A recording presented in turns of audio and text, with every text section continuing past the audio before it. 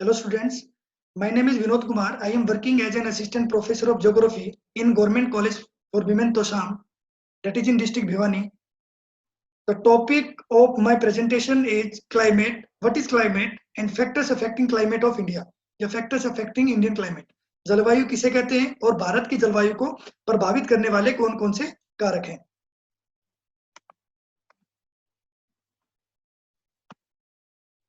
तो जो हमारा कंटेंट रहेगा लेक्चर का वो है जलवायु किसे कहते हैं, what is climate, unity and diversity in the Indian climate, भारतीय जलवायु में जो विविधता पाई जाती है और उसमें भी जो एकता पाई जाती है उसका हमने अध्ययन करना है।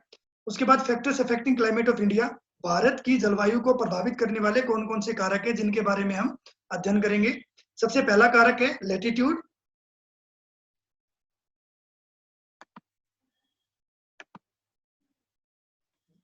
ये लैटिट्यूड जिसको हम अक्षांश बोलते हैं। फिर एल्टीट्यूड जो हमारी ऊंचाई हो जाएगी। उसके बाद है प्रेशर एंड विंड सिस्टम, दाब तथा पवन तंत्र, वायु दाब तथा पवन तंत्र। उसके बाद है डिस्टेंस फ्रॉम सी, समुद्र से दूरी। नेक्स्ट है ओशन करंट्स, महासागरीय धाराएं। और लास्ट में आ जाएगा रिलीफ फीचर्स, धरातलीय लक्षण, ये जिसको हम ऊंचाई भी बोल सकते हैं। तो ये हमारे मुख्य की पॉइंट्स रहेंगे एक्सप्लेनेशन के। सबसे पहला जो हमारा पॉइंट है वो है जलवायु किसे कहते हैं। आमतौर पर अगर हम बात करें तो जलवायु मौसम से ही मौसम जलवायु का ही एक भाग होता है। जैसे मौसम को हम 20 से 24 घंटों की या एक दिन की वायुमंडलीय दशाओं का योग कहते हैं किसी भी क्षेत्र की, तो मौसम जलवायु का एक भाग है। तो किसी भी क्षेत्र की 30 से 32 वर्षों की वायुमंडलीय दशाओं का योग जिसके अंतर्गत तापमान, वायुदाब, आर्द्रता, वर्षा, धूप, बादल और हवाओं को शामिल किया जाता है, वो हमारी जलवायु कहलाती है। यहाँ हमने दो परिभाषाएं ली हैं, एक नेशनल ज्योग्राफिकल सोसाइटी के अनुसार, एक विश्व मौसम विज्ञान संगठन के अनुसार। नेशनल ज्योग्राफिकल सोसाइटी के अनुसार जलवायु किसी विशेष क्षेत्र में मौसम का दीर्घकालिक प्रतिरूप होता है, क्योंकि मौसम घंटे दर घंटे, दिन से दिन, महीने से महीने या साल दर साल बदल सकता है। और अगर मौसम से संबंधित आंकड़ों को अगर हम 30 से 32 वर्षों तक देखें तो वो हमारा क्या कहलाएगा, जलवायु कहलाएगा। एक क्षेत्र का मौसम का प्रतिरूप जिसे आमतौर पर कम से कम 30 वर्षों तक ट्रैक किया जाता है वह जलवायु कहलाता है।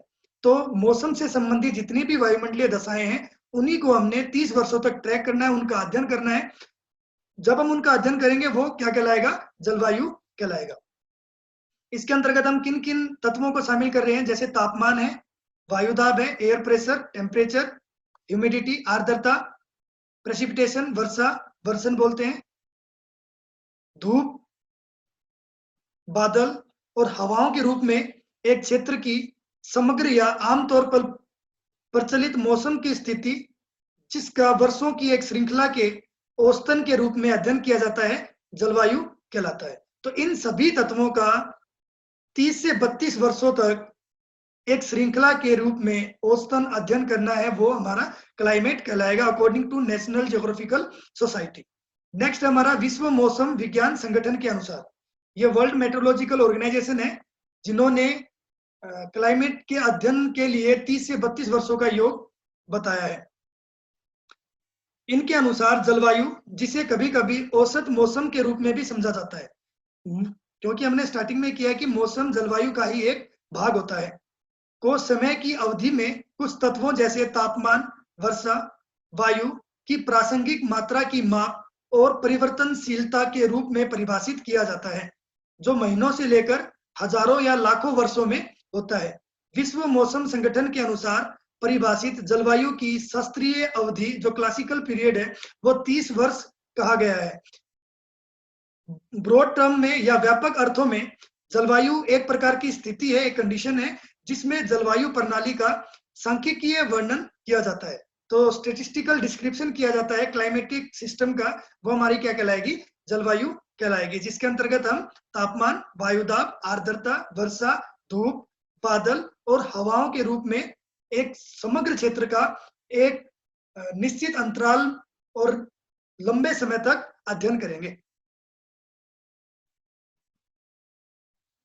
नेक्स्ट हमारा पॉइंट है unity and diversity in the Indian climate. तो जब हम भारतीय जलवायु की बात करें तो कुछ मुख्य विशेषताएं भी, हम विशेषताएं भी बोल सकते हैं या विविधताएं भी हैं, और विविधताओं के बाद भी जो भारत की जलवायु है उसको मॉनसूनल जलवायु कहा जाता है। एक्चुअली क्या है कि जो भारत की जलवायु उसको उष्णकटिबंधीय मानसूनी जलवायु कहते हैं। आगे हम मानचित्र में देखेंगे कि भारत उष्णकटिबंध में लाई करता है। भारत उष्णकटिबंध में स्थित है विश्व के मानचित्र में या ग्लोब में, तो इसीलिए इसकी जलवायु उष्णकटिबंधीय मानी जाती है।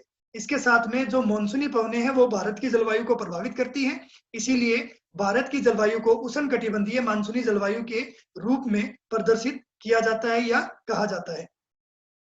भारत की जलवायु को उष्णकटिबंधीय मानसूनी जलवायु कहा जाता है। कई क्षेत्रीय विभिन्नताएं देखी जा सकती है इसमें, जो पवनों, तापमान, वर्षा तथा ऋतु में लयबद्धता के रूप में देखी जा सकती है।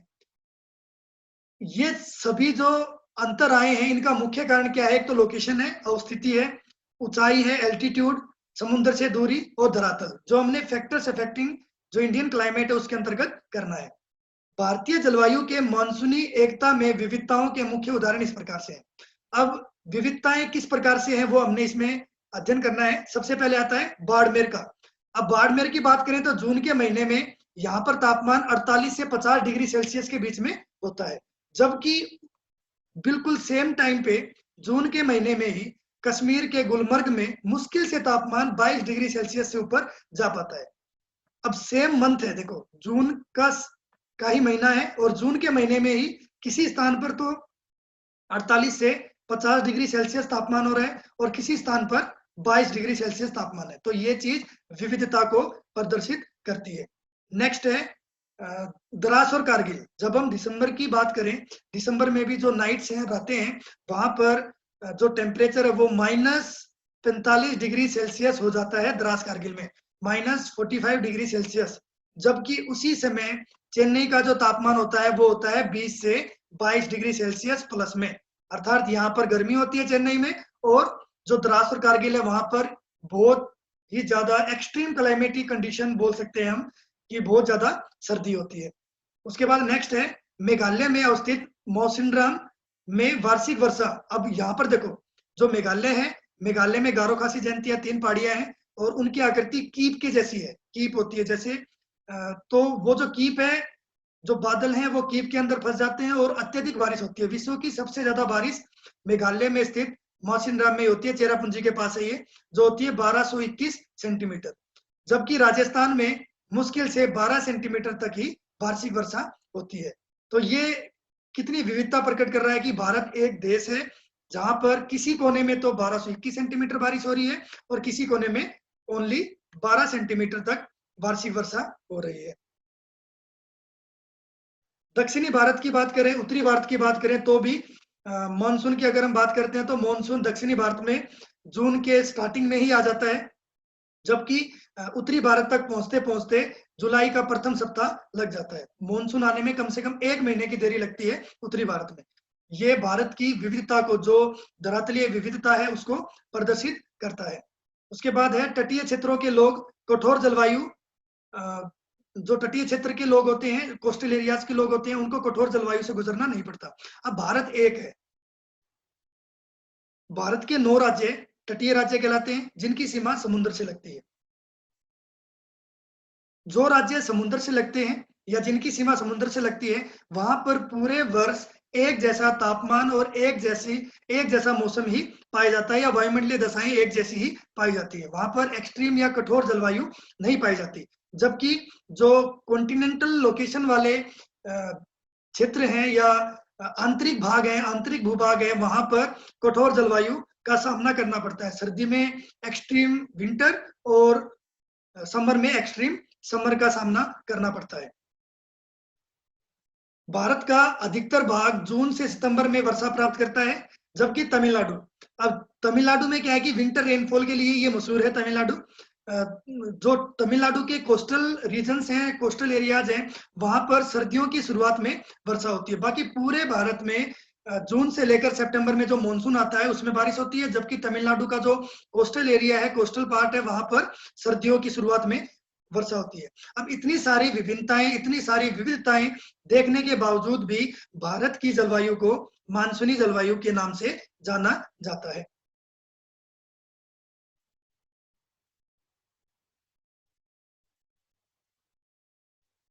उसके बाद है भारत की जलवायु को प्रभावित करने वाले कारक। ये कारक डायग्राम के माध्यम से भी प्रदर्शित किए गए हैं। तो स्टार्टिंग हम करते हैं लैटिट्यूड से। अक्षांश, अक्षांश के बारे में हमने पहला जो चैप्टर था location and extent of India उसमें भी पढ़ा था। यहाँ पर अगर हम देखेंगे ये ग्लोब हो गया, ये भूमध्य रेखा होगी जो पृथ्वी को 2 समान भागों में डिवाइड करती है। भूमध्य रेखा पर 21 मार्च और 23 सितंबर को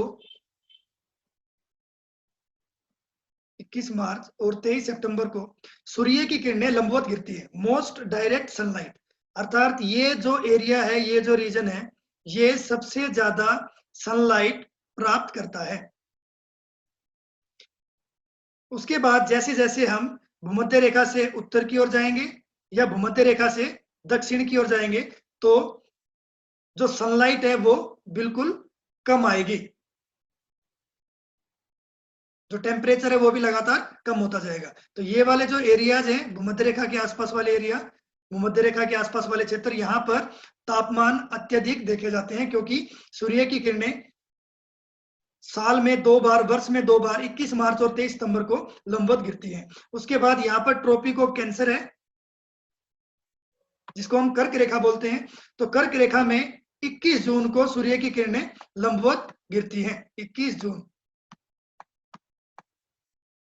भारत का सबसे बड़ा दिन कहा जाता है 21 जून को। उसी तरह ट्रॉपिक ऑफ कैप्रिकॉर्न है, यहाँ पर ट्रॉपिक ऑफ कैप्रिकॉर्न में 22 दिसंबर को सूर्य की किरणें लंबवत गिरती हैं। इसीलिए 22 दिसंबर को ऑस्ट्रेलिया में सबसे बड़ा दिन होता है और भारत में सबसे छोटा दिन होता है। जैसे जैसे सूर्य दक्षिणी गोलार्ध की ओर आता है ट्रॉपिक ऑफ कैप्रिकॉर्न की ओर, तो उत्तरी गोलार्ध में जो टेम्परेचर है वो कम होना शुरू हो जाता है या सनलाइट कम आना शुरू हो जाती है। जैसे जैसे सूर्य 0 डिग्री से ऊपर ट्रॉपिक ऑफ कैंसर या कर्क रेखा के पास जाता है या कर्क रेखा पर लंबवत चमकता है, तब यहाँ पर सनलाइट ज्यादा आएगी और दक्षिणी गोलार्ध में सनलाइट कम आएगी। तो भारत का जो अक्षांशीय विस्तार है वो हमने जैसे किया 8 डिग्री 4 मिनट से लेकर 37 डिग्री 6 मिनट उत्तरी अक्षांश के बीच में है। तो इसका मतलब भूमध्य रेखा के बिल्कुल करीब है 8 डिग्री। तो यहाँ पर जो क्लाइमेट है वो कैसी मिलेगी? ट्रॉपिकल क्लाइमेट मिलेगी। तो भूमध्य रेखा के आसपास या जो कर्क रेखा है, जैसे हम यहाँ पर देखें, ये कर्क रेखा है जो भारत के बिल्कुल मध्य से गुजर रही है और ये 9 राज्य हैं जिनको ये काटती है। गुजरात से लेकर यहाँ पर मिजोरम है, तो इन 9 राज्यों को ये काटती है। वो स्थान, अब ये जो नीचे वाले स्थान है, यहाँ पर जो जलवायु है ये ट्रॉपिकल क्लाइमेट कहा जाता है, इसको उष्ण कटिबंधीय जलवायु उसको कहा जाता है। क्यों कहा जाता है? क्योंकि ये भूमध्य रेखा के पास वाला क्षेत्र है। तो भूमध्य रेखा के पास वाला क्षेत्र होगा तो वहां पर गर्मी क्या होगी? ज्यादा होगी। और इससे जैसे जैसे हम ऊपर जाते जाएंगे तो यहाँ पर सब ट्रॉपिकल उपोष्ण कटिबंध जिसको हम बोलते हैं और टेम्परेट शीतोष्ण कटिबंधीय जलवायु पाई जाती है।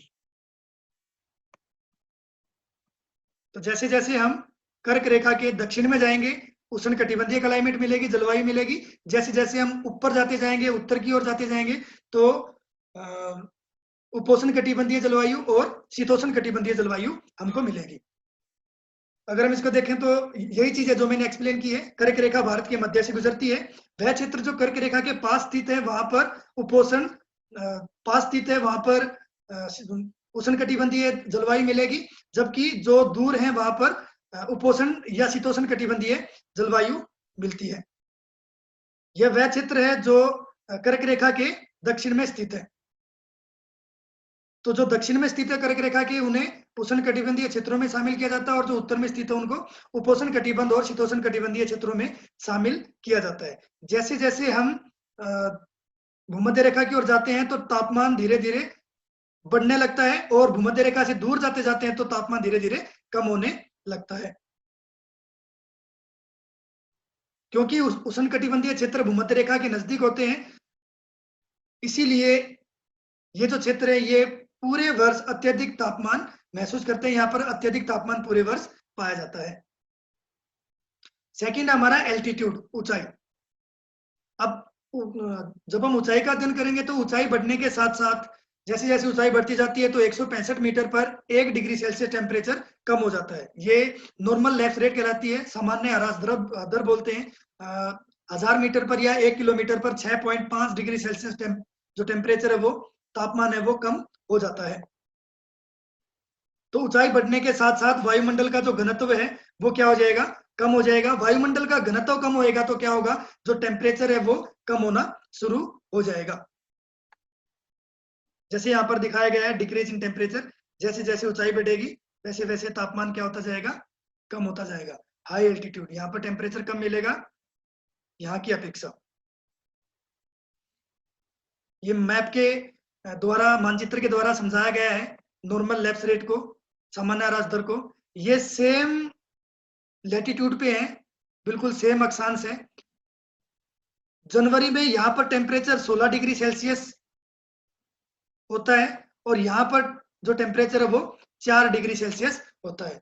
तो 12 डिग्री सेल्सियस टेम्परेचर का क्या आया है, फर्क आया है। वो किस लिए आया है, वो केवल ऊंचाई के कारण, क्योंकि ऊंचाई बढ़ने के साथ साथ 1 किलोमीटर पर 6.5 डिग्री सेल्सियस टेम्परेचर कम हो जाता है।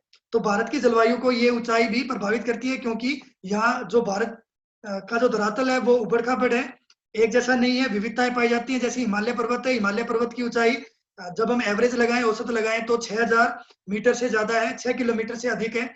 जो हाईएस्ट पॉइंट है वो माउंट एवरेस्ट है, जिसकी कुल ऊंचाई 8848 मीटर है। तो 8 किलोमीटर की ऊंचाई पर टेम्परेचर बहुत ही ज्यादा कम हो जाए, क्योंकि 1 डिग्री पर 1 किलोमीटर पर 6.5 डिग्री सेल्सियस टेम्परेचर कम हो रहा है। तो 8 किलोमीटर में कितना हो जाएगा, 8 से 48, 48 से 50 डिग्री सेल्सियस टेम्परेचर कम हो जाएगा। नेक्स्ट हमारा पॉइंट है डिस्टेंस फ्रॉम सी, समुद्र से दूरी। तो समुद्र से दूरी जैसे हमने पहले पढ़ा है, पहले हमने सुना भी है कि स्थलीय भाग है वो जलीय भाग की अपेक्षा जल्दी ही गर्म हो जाते हैं और जल्दी ही ठंडे हो जाते हैं। जो जलीय भाग है वो देरी से गर्म होते हैं और देरी से ही ठंडे होते हैं।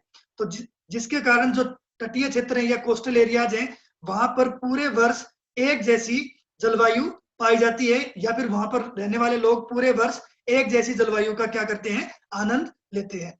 और जबकि जो हमारे आंतरिक भाग हैं या समुद्र से दूर वाले क्षेत्र हैं, वहां पर पूरे साल एक जैसी जलवायु, एक जैसा मौसम नहीं पाया जाता। वहां पर सर्दियों में अत्यधिक सर्दी और गर्मियों में अत्यधिक गर्मी पाई जाती है। ये डायग्राम है, मैप है, मैप के द्वारा दर्शाया गया। ये जो राज्य हैं, ये 9 राज्य हैं, 9 स्टेट्स जो समुद्री सीमा बनाते हैं। हमने पहले लेक्चर में भी किया था। गुजरात से लेकर वेस्ट बंगाल तक, गुजरात, महाराष्ट्र, गोवा, कर्नाटका, केरल, तमिलनाडु, आंध्र प्रदेश, उड़ीसा और वेस्ट बंगाल। जो गुजरात है इसकी तटरेखा सबसे ज्यादा है।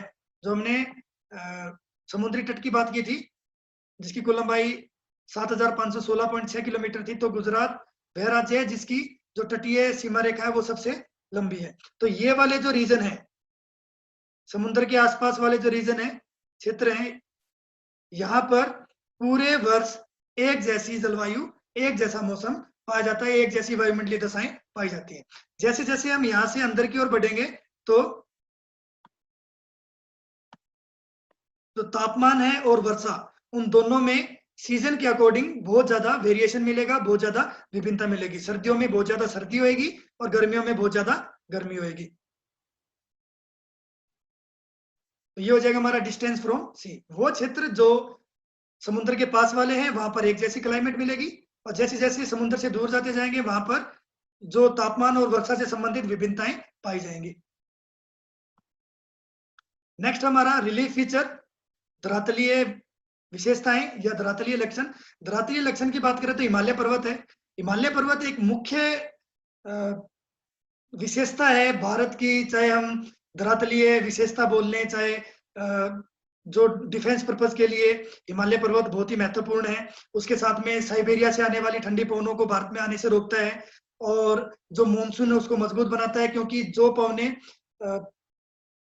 हिंद महासागर में उच्च वायुदाब के कारण लो प्रेशर की ओर या निम्न वायुदाब की ओर चलती है उत्तरी भारत की ओर, तो हिमालय पर्वत की ऊंचाई अधिक होने के कारण तो हिमालय पर्वत से टकराकर पूरे उत्तरी और पूर्वी भारत में वो क्या करती है, वर्षा करती है। तो रिलीफ फीचर के अंतर्गत किसी भी क्षेत्र की जलवायु को निर्धारित करने के लिए पर्वतीय क्षेत्र महत्वपूर्ण भूमिका निभाते हैं। ऊंचे पर्वतीय क्षेत्र ठंडी व गर्म पवनों को रोकते हैं तथा ऊंचाई अत्यधिक होने के कारण पवनों को रोककर वर्षा भी करवाते हैं। तो ये जो हिमालय का जो पोर्शन है, यहाँ से मानसूनी पवने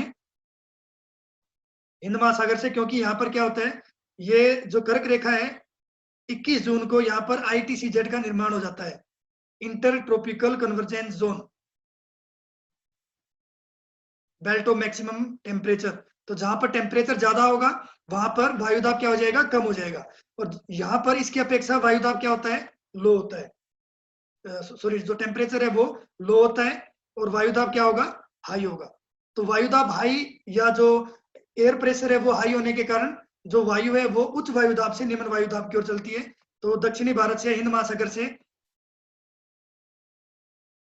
पानी की बूंदों को उठाकर जो पवने हैं वो उत्तरी भारत की ओर चलेंगी और यहाँ पर हिमालय पर्वत की ऊंचाई अधिक होने के कारण हिमालय पर्वत से टकराकर पूरे उत्तरी और पूर्वी भारत में ये क्या करेंगी, वर्षा करेंगी। ऐसे ही वेस्टर्न घाट है, वेस्टर्न घाट में भी जो पश्चिमी घाट का जो पश्चिमी किनारा है वहां उसकी ऊंचाई अधिक होने के कारण वहां पर वर्षा अधिक होती है, जबकि जो पूर्वी तट है जो लीवार्ड स्लोप बोलते हैं वहां पर बारिश बहुत ही, जो वर्षा है वो बहुत ही कम होती है।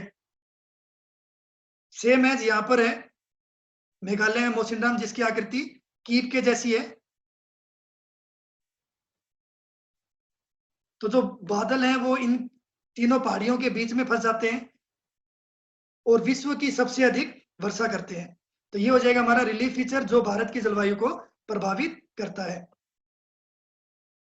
क्योंकि भारत की जलवायु मानसूनी जलवायु मानी जाती है, कहा जाता है मानसून सबसे ज्यादा प्रभावित करता है और मानसून को जो रिलीफ फीचर है वो क्या करते हैं, मजबूत बनाते हैं, भारत में वर्षा करवाते हैं।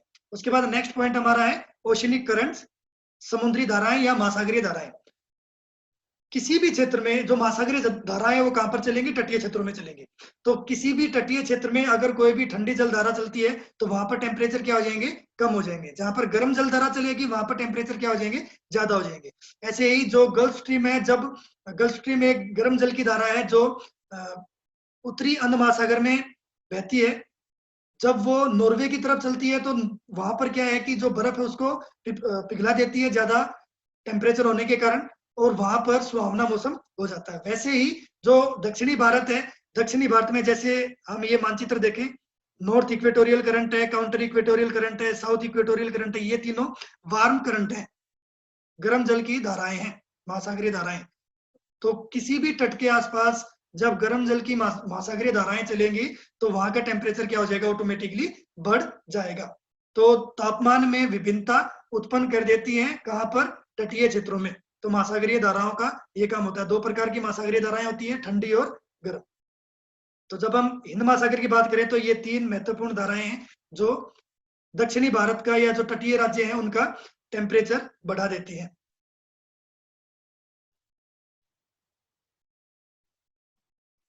नेक्स्ट हमारा प्रेशर एंड विंड सिस्टम। ये बहुत महत्वपूर्ण है। एयर प्रेशर की बात हो रही है, वायुदाब की, क्योंकि वायुदाब भी एक ऐसा कारक है जो मानसूनी पवनों को भारत तक या उत्तरी भारत तक लेके आता है। दक्षिणी भारत में जैसे हमने पहले किया, इसमें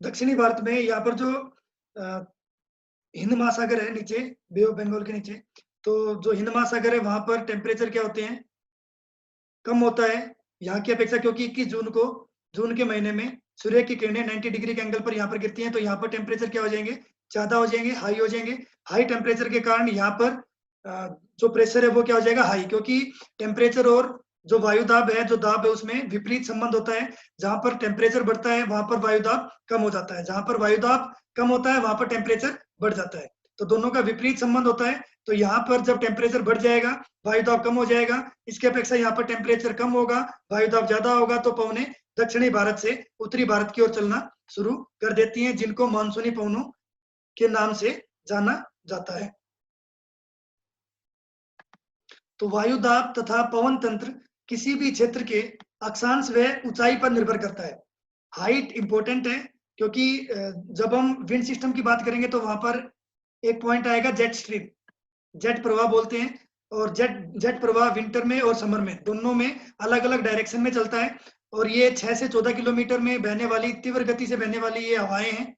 जैसे जेट जो वायुयान है वो चलते हैं, वैसे ही इनकी स्पीड होती है, इनकी गति होती है। तो तिब्बत के का जो पठार है उसकी ऊंचाई अधिक होने के कारण ये जो जेट स्ट्रीम है ये तिब्बत के पठार से टकरा कर पूर्वी भारत में वर्षा करती है। और समर और विंटर में दोनों में जो इसका प्रभाव होता है वो दोनों अलग अलग होते हैं। तो जो ऊंचाई है और अक्षांश है, दोनों के दोनों क्या करते हैं, इंपॉर्टेंट रोल प्ले करते हैं, एक महत्वपूर्ण योगदान निभाते हैं भारत की जलवायु को प्रभावित करने में, या जो दाब है और पवन तंत्र है उसको मजबूत बनाने में। एक पॉइंट आता हमारा वेस्टर्न डिस्टर्बेंस। वेस्टर्न डिस्टर्बेंस जो पश्चिमी विक्षोभ है वो क्या होते हैं, ये भूमध्य सागर है यहाँ पर। तो भारत उत्तरी भारत में खासकर ये जो रीजन है, उत्तरी भारत में सर्दियों में, विंटर में जो रेनफॉल होती है वो भूमध्य सागर से आने वाली हवाओं द्वारा ही होती है। तो ये भी जो विंटर रेनफॉल है ये भी भारत की जलवायु का एक मुख्य भाग है।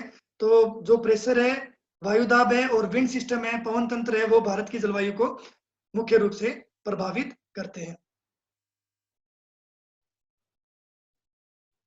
तो ये हमारा लेक्चर था जिसके अंतर्गत हमने जलवायु के बारे में अध्ययन किया, भारत की जलवायु के बारे में।